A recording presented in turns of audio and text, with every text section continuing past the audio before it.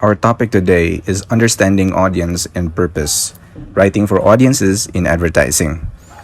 Now, advertising must remind itself that it is not always inward looking, but it must value the third person in the formula, which is the audience, which we must know completely in order to humanize our message, to represent the audience in the proper way, because we must dialogue with the audience as a plus human factor in advertising. We begin with this introductory picture of Narcissus. We all know the myth of Narcissus, the youth who fell in love with his reflection when he looked at himself on the pool of water.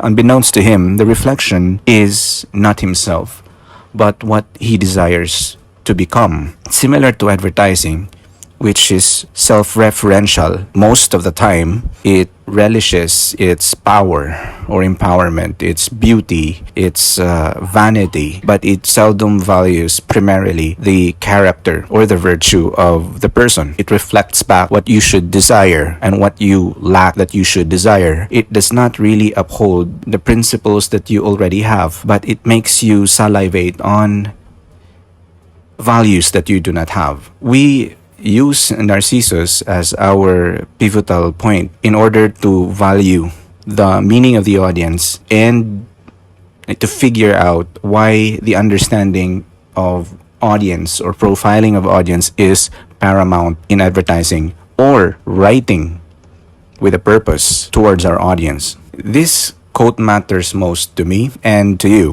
Every advertisement is an argument about what matters, but the argument must be written in the tone and language that are adapted to the profile of the audience. It must not impose, but it must attract, it must trigger interest, it must uplift. But for a written advertisement to be virtuous, it must avoid effortfully avoid being imposing, judgmental, discriminating, or condescending. Raymond Williams also has a good point about advertising. The official art of modern capitalist society. Capitalism values more the object that is being sold, not the workers that produce the object. It practices unfair labor, unfair distribution of wealth. Capitalizing is to amass fortune at the expense of values and, well, the intrinsic matters in the lives of a person. This representation will reinforce our understanding of the social contract that we have towards our audience. Foremost, as we get to know the audience, we also establish a moral relationship with them. It's an unwritten contract that we must respect and uphold, or we must co-sign with the audience. Why is the relationship called moral? Because we have the moral ascendancy to protect integrity of our product, or the integrity also of the audience as the recipient of our product. As they receive the products and services, they must receive it safely, without harm to their person, without harm to their activity, to their profession. In this diagram, we are presented with three quintessential elements: purpose, writer, and audience. The purpose is being expressed ethically by the writer, who is also bound to write towards or communicate or establish a dialogue with the audience as the receiver. Perhaps it should be understood that when you advertise, the audience is a co-participator or participant in the shaping of the message. This was based on the philosophies of three authors, Bakhtin, Levinas, and Williams. The audience must be recognized, or the face of the audience must be recognized as the other. But later on, the concept of the other will become an included other.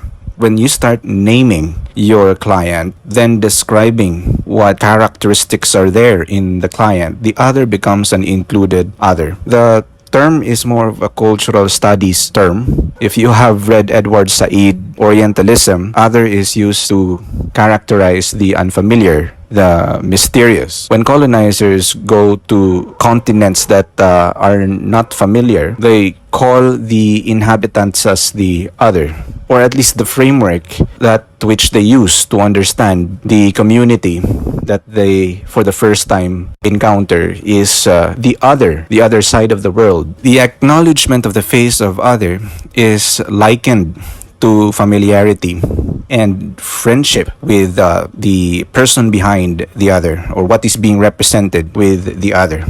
It's a fellowship with them.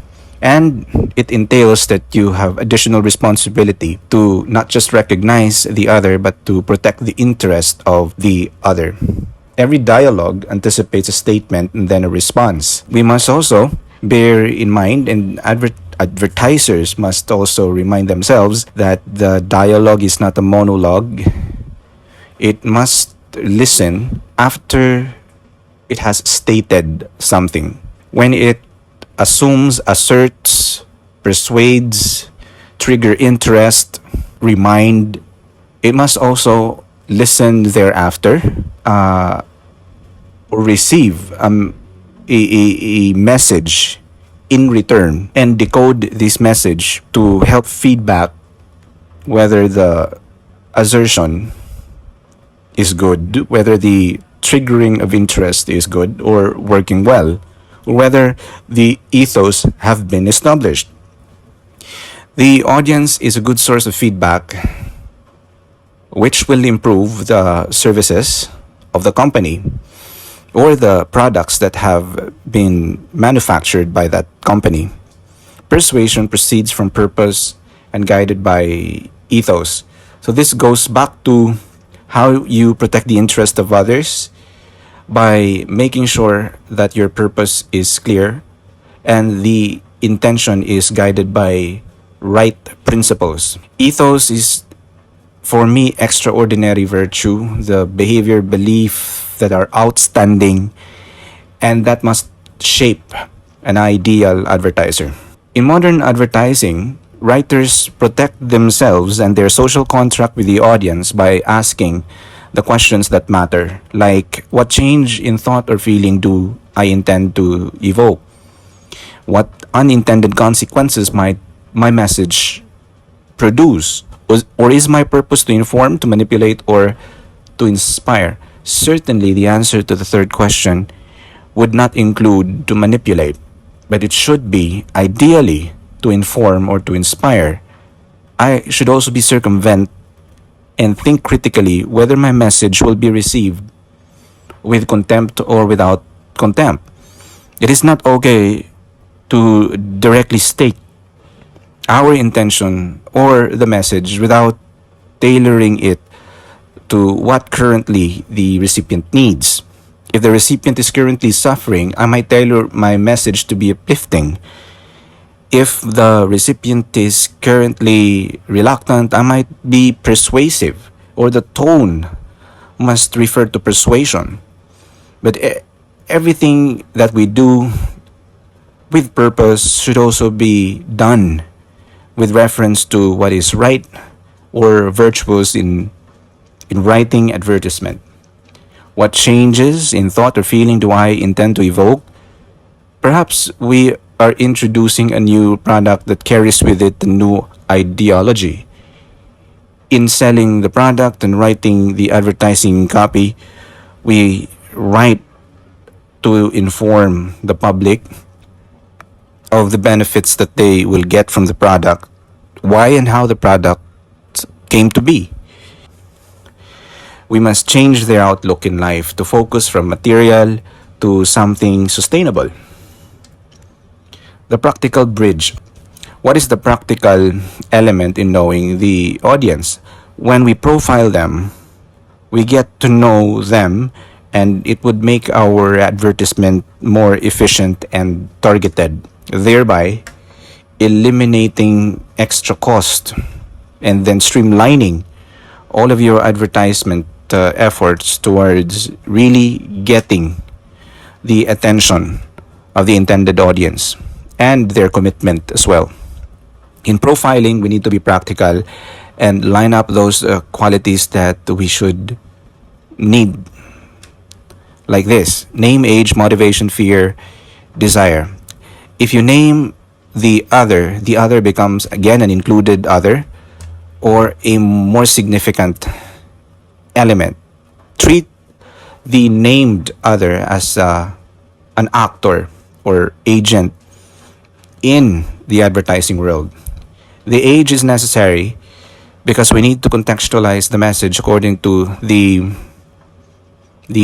environment they are dwelling or exposed to, including the ideologies that they are exposed to and how they might understand or approach the ideologies. We need to know the motivations of people in order to tailor fit the message to target the specific motivation. It's again getting rid of wasted efforts. We should know their fear, not to manipulate or exploit it, but to work towards navigating around that fear. But we must be circumvent and think critically how to use these element or how to articulate the element of fear in writing our advertising copy or in profiling our audience first and foremost. Then lastly, we must know their desire, because from desire, that's where their interest would go. That's where their powerful emotions would go. Similar to fear, they avoid things. That's where the powerful emotion resides. And if we get to be in touch with their fears and desire, and as a company identify with their fears and desire, then I guess that is effective advertisement.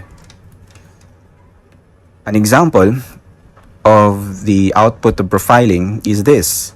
So we established that Jamie is a persona, male, age 25, and his motivation is to live meaningfully and sustainably. His fear is being complicit with the harm being brought about by environmental threat and the threat of harmful human activities that are ongoing and that must be mitigated. The desire, in addition, probably the desire is to eliminate that fear or threat from natural environmental threat and from the threat of human activities. But the desire that's being prioritized in this profile is the desire of Jamie to belong to a conscious community. Generally speaking, a conscious community is an ethical community and at the same time responsible or socially responsible community. Let us remind ourselves from that purposes would come in the form of information, giving, persuasion, reminding, and inspiration. These four are the common navigable purposes of an advertiser. When we inform, we channel our message to include facts and figures that help in decision making. When we persuade, we use the fears and desire and identify with the fears and desire to convince the audience firmly or emotionally. But to remind is more cognitive, giving the audiences the prompt to return to what is valuable, to recommit to the memory the things that they have learned in the past, to inspire. This is the best part of advertisement, when you inspire, not just sell. You are doing an ethical service to the community because the message alone is transformative rather than a mechanical persuasion. We must combine our practical insight with philosophical insight. When our purpose is to inform, the philosophical equivalent of information is truth with a capital letter T. How do we convey truth? It should not be conveyed economically, but the truth should be ontological from its origin and its development. Persuasion loads more with empathy in its virtue equivalent or philosophical equivalent. How do we derive empathy through persuasion? How do we make them identify with the cause or the situation that we want them to understand? Remind, again, we must recommit the memory of our audience to what matters to them. Loyalty to the idea, loyalty to relationship or ideology, or loyalty to the product and services. And then inspire loads with hope under virtue or philosophy. What is there to hope? Is there something big, something that is life changing, that is able to alter the negative experience of today? In advertising, the principle of attention, interest, desire, action will guide us to make the statement crisp, concise, powerful, and effective. But they also must be used with a sense of reflection in order to be ethical. So when you write an attention-getting statement, it should be about awakening, uplifting, and not about exploiting the impulse to wake up. When we do interest, we must respect the audience's intelligence and not decide for the audience or not push for the idea without considering that the decision will likely come from the audience himself or herself. He knows the idea, he knows the product, he knows what he needs. Desire is about authentic need, not the manufacturing needs. Let me go back to Narcissus. It's not self-referential all of the time. We must again throw our attention towards the other, the needs of the other, authentic needs of the others, not the needs of the company. Action, are you empowering choice or coercing? We must choose the words or the verbs in our advertising carefully because we need to embody the importance of dialogue. It's rather concerning if our advertisement only values prompt action. It's no longer advertising if the prompt is urgent and threatening. We must watch our tone and language when we desire to dialogue with the audience. After determining their interest, desire, and what their needs are, we must invite but not impose. Invite them or address their needs. Like join us in making every step lighter on the planet so that you would appreciate better the tone of inviting. Contrast it with the tone of imposing. In imposing, it sounds that you have weaponized the persuasive element in your advertisement. If you're not sustainable, you're part of the problem. We do not alienate or exclude the audience. After profiling them, we must not use their profile in order to draw them away and to pressure them and implant the urgent need for them to change. Remember to respect their interests. They know what they're doing and what they're lacking, and we must respect that and not overstep our boundaries when we advertise. Still on tone, these are the usual tones in advertising: friendly, expert, visionary, and sometimes sarcasm. But we must be careful with the use of sarcasm, or else it might sound condescending and also overstepping on your interest or your intelligence. On friendly, hey there, Echo Warrior, ready to make a small change with a big impact? Calling someone an Echo Warrior breeds familiarity and identification with the other. In the expert tone, we shed a little bit our colloquial language and tailor fit the language to a more formal tone. Our formula is dermatologically tested and proven to reduce plastic waste by 60%. In visionary, we again tone our language to something that evokes imagination. Imagine a world where fashion heals instead of harms. We're sowing the future today. Very simple, but with the use of appropriate vocabulary, imagine leads us immediately to visionary tone or visionary thinking. Lastly, sarcastic. Oh, sure, another green brand, except this one actually walks the talk. The advertiser does not really use language powerfully. It must not reduce the presence or the quality of the other, especially the competitor. It must only focus on boosting its own quality or boosting its prominence or dominance. Concise, sensory, and authentic language. Here's a way to write intentionally towards the audience. We must be concise so that they would read with convenience and would show to them that we are interested in making their lives easier.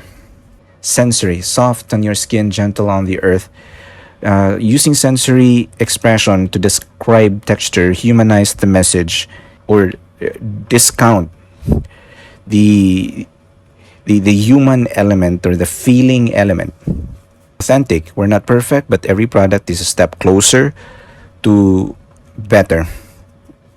Well, authentic language talks well, dialogues well with the audience.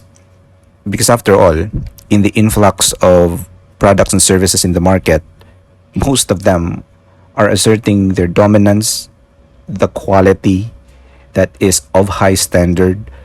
But when you focus more on authenticizing, making your product more authentic by leveraging on sensory, I think that you have more advantage than those who focus more on surpassing quality. Then it loads well with the audience. Because our audience are feeling the audience. They have all of the human facilities, okay, to feel. They want they want belongingness. Okay. And sometimes authenticity is found in that belongingness. If we use Aristotle as a framework to talk to our audience, we simply go back to their credibility, to its credibility, emotion, reason model. Aristotle is very simple and straightforward. There's the cause and effect in the logic of his rhetoric. You intend to pose yourself as a credible, believable advertiser, then you must use words that would improve your credibility. You must be assertive. When you want to touch emotion, that is the cause. Your words should be emotive, while the effect is persuasion. When you want to use reason, that's your intention, that's the cause.